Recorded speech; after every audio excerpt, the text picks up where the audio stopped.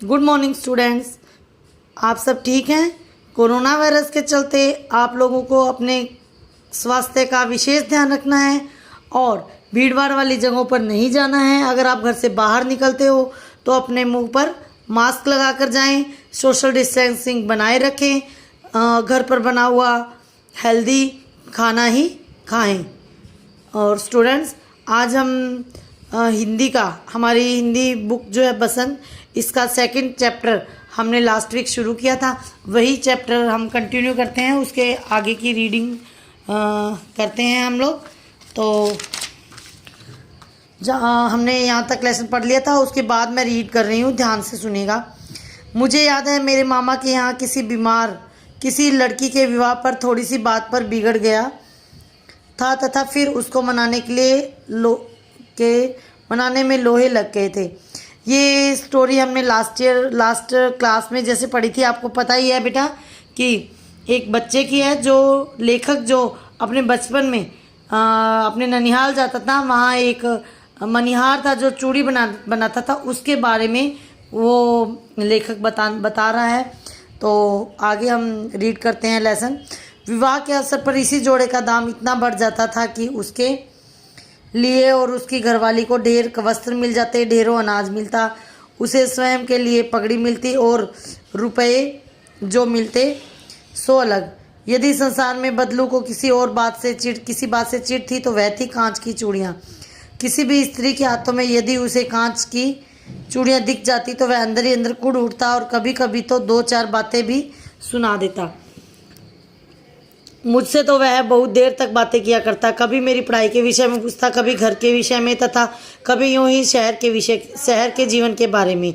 मैं उससे कहता कि शहर में सभी कांच की चूड़ियाँ पहनते हैं, तो वह उत्तर देता, शहर की बात दूसरी है लल्ला, वहाँ तो सभी कुछ होता है। वहाँ की औरतें अपने आदमी का हाथ पकड़ कर सड़कों पर घूमती भी हैं, और फिर उनकी कलाइयाँ नाजुक होती हैं ना, लाख की चूड़ियाँ पहने तो चोट न लग जाए। कभी कभी मेरी अच्छी खासी खातिर भी करता। जब उसकी गाय के दूध होता तो वह हमेशा मेरे लिए मलाई बचा कर रखता, और आम के मौसम में तो मैं रोज़ ही उसके यहाँ से 2-4 आम खा आता। किंतु इन सब बातों के अलावा जिस वजह से वह मुझे अच्छा लगता वह यह था कि वह लगभग रोज़ मेरे लिए 1-2 गोलियाँ बना देता।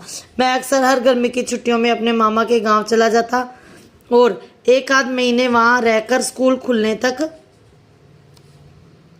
वापस आ जाता। किंतु 2-3 बार ही मैं अपने मामा के गांव गया होऊंगा जब मेरे पिताजी की दूसरे शहर में बदली हो गई तथा एक लंबी अवधि तक मैं अपने मामा के गांव न जा सका। जब लगभग 8-10 वर्षों बाद मैं वहां गया तो इतना बड़ा हो चुका था कि लाख की गोलियां मेरे लिए रुचिकर नहीं रह गई थीं। अतः गांव में रहते हुए भी कई दिन तक मुझे बदलू का ख्याल न आया। इस बीच मैंने देखा गाँव की लगभग सभी स्त्रियाँ कांच की चूड़ियाँ पहने हैं, कुछ ही हाथों में मैंने लाख की चूड़ियाँ देखी। तब एक दिन अचानक मुझे बदलू का ख्याल हो आया। बात यह हुई कि बारिश में मैं मेरे मामा की छोटी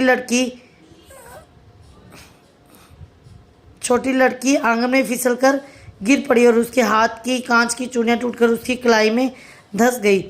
उससे खून बहने लगा। मेरे मामा उस पर घर पर उपस्थित नहीं थे, मुझे ही उसकी मरहम पट्टी करनी पड़ी। तभी अचानक मुझे बदलू की याद आ गई और मैंने उससे मिलने की सोची। इसलिए शाम को मैं घूमते घूमते उसके घर चला गया।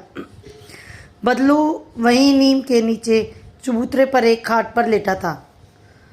नमस्ते बदलू काका, मैंने कहा। नमस्ते भैया, उसने मेरी नमस्ते का उत्तर दिया तथा उठकर खाट पर बैठ गया, किंतु उसने मुझे पहचाना नहीं तथा देर तक मेरी तरफ देखता रहा।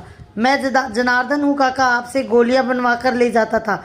मैंने अपना परिचय दिया। बदलू तब भी चुप रहा, मानो वह अपनी स्मृति पटल पर अतीत के चित्र उतार रहा हो। और तब वह एकदम बोल पड़ा, आओ आओ लल्ला, बैठो, काफ़ी दिन बाद गांव आए। हाँ, इस बीच आना नहीं हो सका काका, मैंने चारपाई पर बैठते हुए उत्तर दिया। थोड़ी देर फिर शांति रही। मैंने इधर उधर निगाह दौड़ाई, न तो मुझे उसकी मछिया दिखाई दी न ही बट्टी।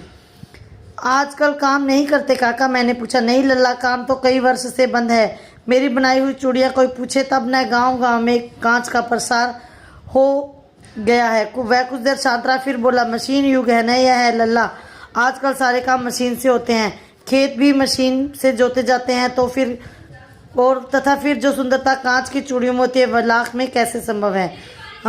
स्टूडेंट, ये हमारा आज का चैप्टर हम यहीं ओवर करते हैं और इसका नेक्स्ट जो भी पार्ट बचा है वो हम नेक्स्ट क्लास में करेंगे। और इस जो भी चैप्टर मैंने आपको पढ़ाया है इसकी पिक मैं आपको सेंड कर दूंगी और आपको इसके वर्ड मीनिंग जो हैं वो जो भी आपको समझ में नहीं आता सर्कल करना है और नेक्स्ट जो आपकी क्वेरी क्लास लगेगी उसमें आपको पूछना है। कुछ और भी समझ में नहीं आता तो बेटा पूछना, वीडियो को ध्यान से देखना और सुनना है। Okay, stay home, stay safe.